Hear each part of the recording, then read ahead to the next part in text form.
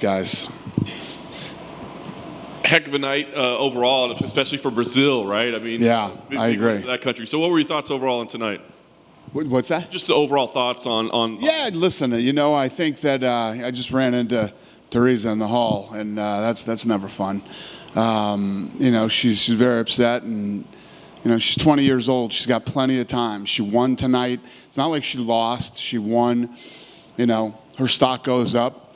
She's a young kid. She's got nothing but time. I mean, I was telling you the guys the other day, talking about signing 23 and 24-year-old. She's 20.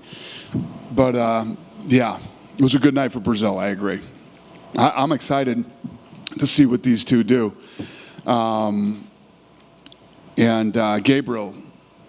Gabriel's special.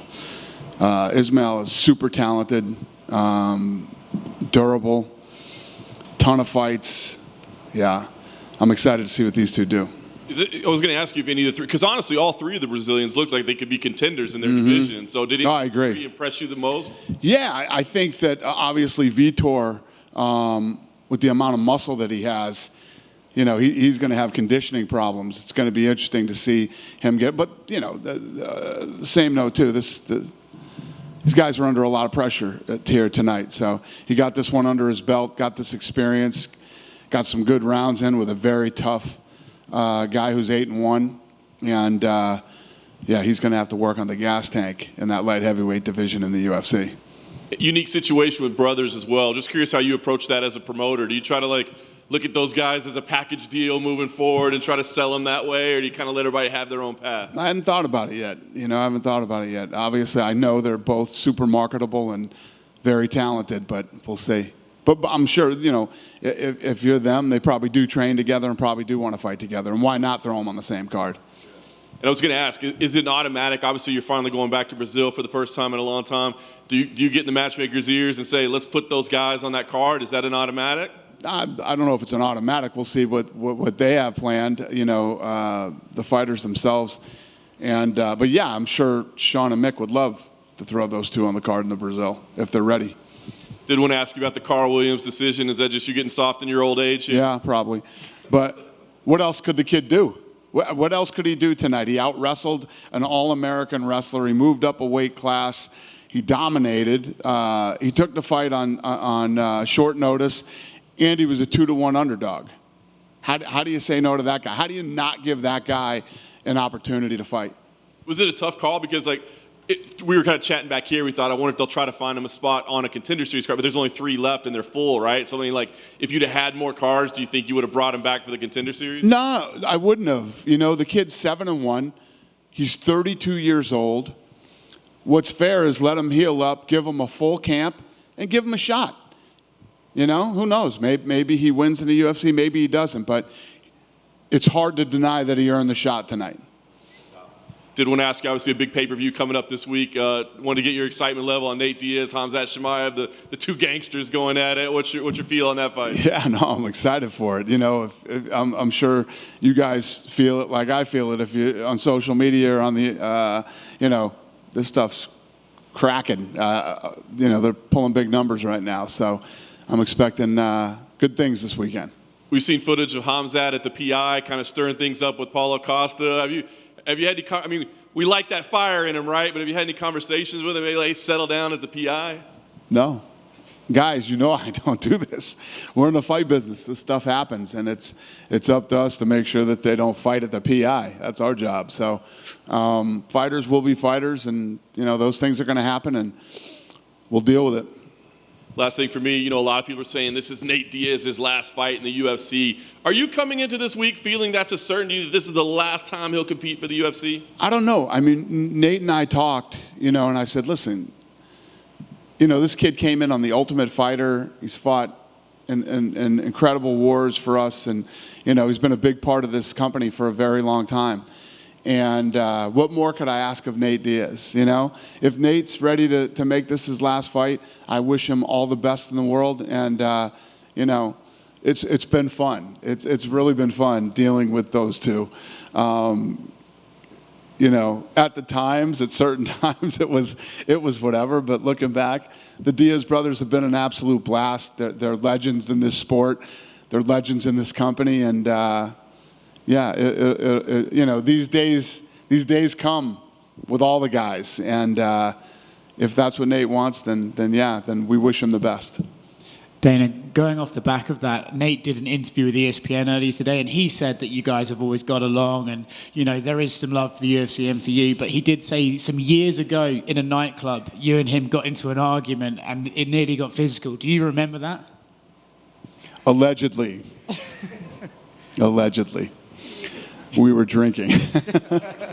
Was it that close or no? Does anybody else have any other questions? Going back to the PI with Hamza and Paulo, I know you said, look, fighters are fighters, right? But have you guys ever had an incident there that's really come close to people throwing punches, or have you actually kind of got away with it? With fighters? Yeah. Yeah. I'm sure we have, but, guys cross each other's paths, and these things happen sometimes. That's the business that we're in. And I know that at the PI, they're super sensitive to who's training where and who's doing what. But when you have a gym full of fighters that aren't from necessarily the same, I'm sure they even have that problem in same camps, But it happens. That's the business that we're in. This is a big event on Saturday. I'm curious from a business perspective, at what point during the week do you start getting numbers where you realize, okay, we're trending in this direction? When do you start to feel how big this event really is? Yeah, no, we feel it now. We've been talking about it since, the minute we started posting on Monday, it was a big event. The sellout streak will continue. The gate is probably going to come in north or right on 5 million, and we expect big pay-per-view numbers. Last thing from me, there was footage of Mark Zuckerberg training mixed martial arts recently. I know you were meant to have a meeting with him. Is he getting in the octagon? Can we see him on Contender? I don't think that's going to happen, but yeah, we met and we talked, and he loves the sport. He's very knowledgeable about the sport, and yeah. Is there a deal to be done there some way in terms of your content on his platform? We do. I'm pretty sure we do have, we do Facebook and Instagram. Yeah, but get him to do more. Who knows? The rights are coming up. We'll see what happens. Hey, Dana. Yep. I just have a quick question. Nate announced that he was going to be starting his own promotion. I'm just curious what you thought of that. Nate did? Mm-hmm. Oh, that's awesome, yeah. What kind of promoter do you think he'll be? Listen, this isn't as easy as it looks. Lots of people have tried, but the more people that get into this sport, the more talent that's created. And hopefully I can just go every Tuesday, 52 weeks a year and do the Contender Series. So, like I said, I like Nate Diaz a lot.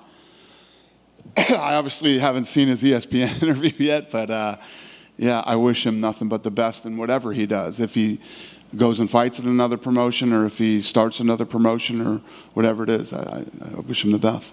Thank you. Yeah. Hey, Dana. Hey. You had a successful night at UFC Paris last weekend on the event. Yeah, it was incredible. The energy was probably as big and as badass as anything we've ever done. There was a lot of pent-up demand and frustration, in France, and you felt it on Saturday night. So they came out, and the one great thing the thing that I'm always proud of is when we go into a market like France and you see how educated the fans are. All these little, moves that happen on the ground and people are reacting to it. That's what I love. Did you have the kind of same feeling you felt when you went to London this year about going to Paris? Oh yeah, yeah. It's a different vibe in Europe. You know what I mean? You guys know how good it is here, and then when you go to Europe, the fans are different than they are here. They sing, they chant. There's just a different type of buzz and energy. It's fun, and I tell people all the time, if you've never been to a fight in Europe, you got to go. Is France going to be a yearly trip, or is that going to be kind of like maybe every 2 years? Yeah, we got to figure out what's next, but you know how we like to do it. We like to move it around, so we'll probably do a different city, maybe a fight night or something in a different city, and then head out there with a big pay-per-view in Paris again. I know matchmaking was today. Do you have an idea of... We did not do matchmaking today. I had another meeting today that I had to not do matchmaking. Do you have an idea of where you're going to go with the heavyweight division? There's so many questions about John Jones and Stipe and Francis, and Cyril Gane just looked great, and now he's going to be out for a couple of 5 months with a broken hand. Like, do you have an idea of? No, those are all great questions. Those are all things that we have to figure out, but it's a very, very good problem to have. Thank you. Thank you. Dana, going back to Carl Williams, he was 30 pounds less than his heavyweight competitor tonight. When you guys bring him out, is that going to be at light heavyweight, or would you guys be willing to give him another heavyweight shot? Yeah, no, he should fight at light heavyweight. You got away with this one tonight. You don't want to mess around with our heavyweight division if you're a light heavyweight. And then when they were talking about Paris, one of the other guys, Vittori, and there, a lot of people were talking about Italy. Is Italy something that's on the radar for next year or sometime soon? No, but I would love to do a fight in Italy. And I know, the Fertittas always wanted to do a fight in Italy when they were here. So, but yeah, Italy would be great. And when you talk about Italy, is that like a Rome or nowhere else? I mean, what? I don't know. Capri, if I get to choose. And then last one, Dustin Poirier's been tweeting a lot about MSG. Is that fight, and it's been sort of one of the rumors, Dustin and Chandler for MSG on that Adesanya Poirier. Is there a holdup on that, or is that going to happen for sure? Yeah, I mean, if we get it done, we'll announce it. We don't have it done yet. Gotcha. Thanks, Dana. Thanks. Yeah, hey Dana. Hey. You're a big sneaker guy. Yeah. I know you've done work with Jordan Diab and the shoe surgeon. You got two of the biggest sneakerheads in the UFC fighting each other this weekend in D-Rod and Kevin Holland. Yeah. I'm just wondering if there's a performance of the night bonus between the two of them. Are they going to get maybe like a custom sneaker bonus as well? Me and Kevin Holland are weird. We buy shoes for each other. So, yeah, he was with me when I went to the surgeon. So, no, but probably. I don't know. Yeah, I buy him shoes anyway. I always buy him shoes, and he just bought me some shoes that he's bringing me too. And then Tony Ferguson, he's been doing a lot of work with King Callum Walsh. I know Callum Walsh is in town with his camp this weekend. Right. I just wanted to get your thoughts on them working together, and then Callum Walsh's upcoming fight in, I think, November. Yeah, those guys are friends, and they get together and train. And Tony was at his last fight, and I'll be at his next fight. And Tony probably will too, which is coming up. You know the date on that, Lene? No? When? November 3rd. There we go. Yeah, he's fighting November 3rd. And we'll be there. Yeah, thanks. Good? Thank you, guys.